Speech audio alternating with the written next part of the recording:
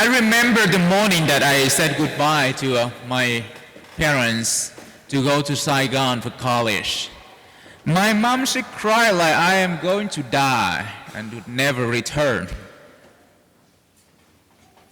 So what happened at the day that you sent your son or daughter to college? Were you tearful? Yeah, it is normal, right? Just because you love your children and you worry about them.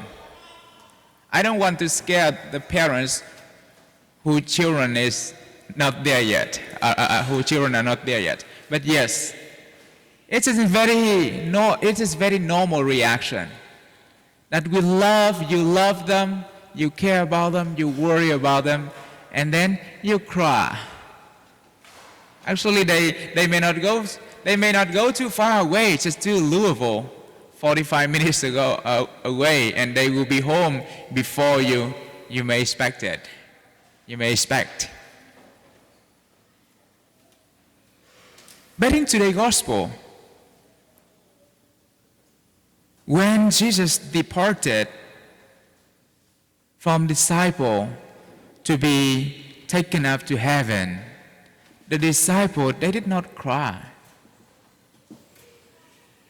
On the other hand, they were in great joy, as we just heard in the gospel. They were in great joy. So, is it abnormal? Is it going to depart from them forever? But they did not cry. In great joy instead. The answer is that no, it is not abnormal. On the contrary, it's a sign of a profound transformation. You know, from the beginning, the disciple, when following Jesus, what they hoped for was to see Jesus to defeat the Romans and to reestablish the country of Israel. And they kept holding that political desire until very last moment, as we heard in the first reading from the book of Acts, that they said, Lord, are you at this time going to restore the kingdom of Israel? Remember, they asked this question when they were in Galilee, just a moment before Jesus was taken up to heaven.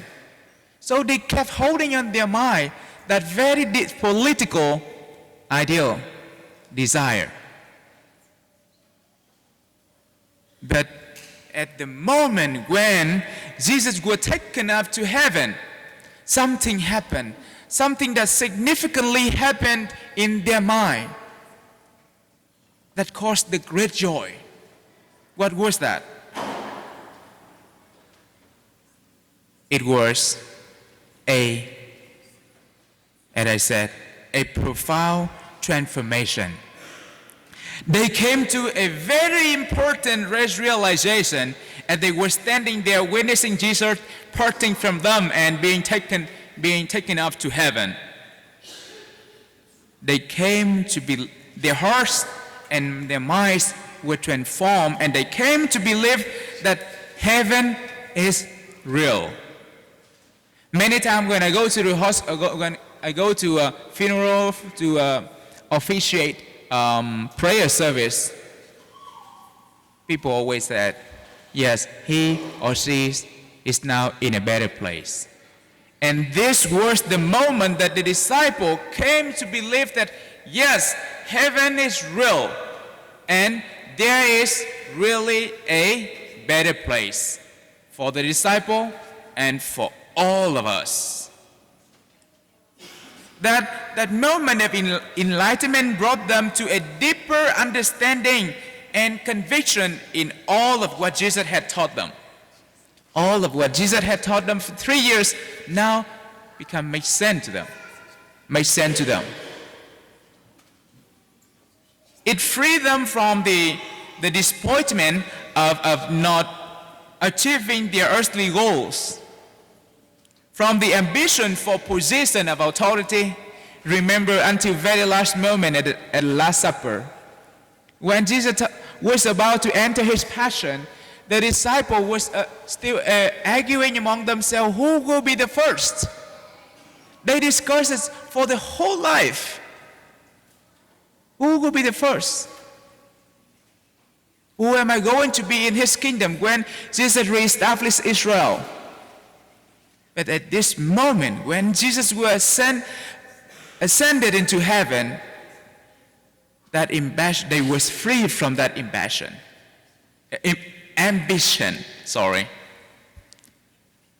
And we would say that, and especially at this very moment, they were freed from all the fear of the earthly principality and power. As we're going to hear from the book of Acts, that Peter and John and other disciples, they are willing that they will confront the authority confidently and talk about Jesus, and willing to die for him. And indeed, many of them died because of the name of Christ. They were freed from that fear.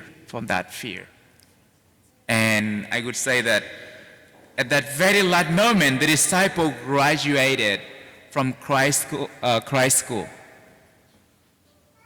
They were given a certificate of joy, of a new realization. And they were overjoyed and eagerly to go out to tell the whole world that if we die with Christ, then we will also live with him in heaven. They were so eager to go out and tell the whole world, yes, heaven is real. There's a better place. And if we die with Christ, we will be in heaven with him. So, dear brothers and sisters, the joy that the disciple had at the ascension of the Lord has shaken the world and its rulers. It challenges those who try to hold on the impermanent of this earthly life.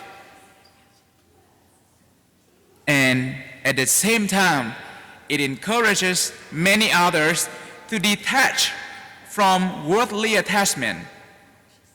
In which way? It encourages others to detach from worldly attachment by having their head thinking of others before oneself, of having their hearts promote love and forgiveness, and of having their actions stand up for truth and justice. We see it here. We see it right here at St. Joe. We see the St. Vincent de Paul. We see the food pantry that we are people of St. Joe are serving, doing the charitable work. We see it here, people of St. Joe stand up for what is for human right. We see it right here. And I have heard many times in funeral people talk about their loved one, their deceased one, that he or she is the one who think of other, put other before his or herself. We had been encouraged by the joy that the disciple had at the ascension of the Lord. And most importantly, it has empowered a vast number of people imitating the way of Christ, willingly and joyfully dying oneself for the sake of others. Many people willing to die for oneself for the sake of others.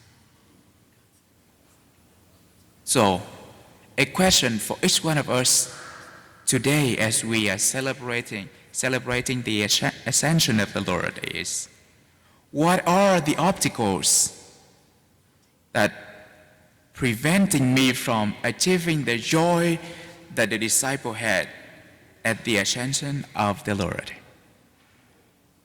We all have the experience. Sometimes As St. Paul said, the thing that I want to do, I do not, and what the thing that I do not will, I do it instead.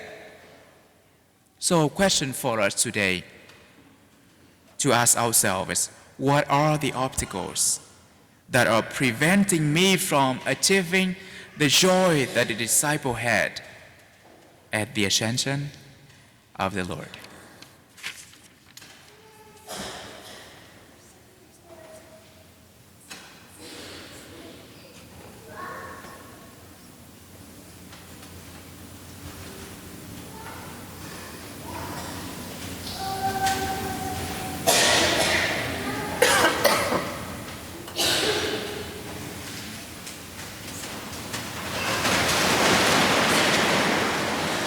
With one mind, one heart, now let us profess our one faith.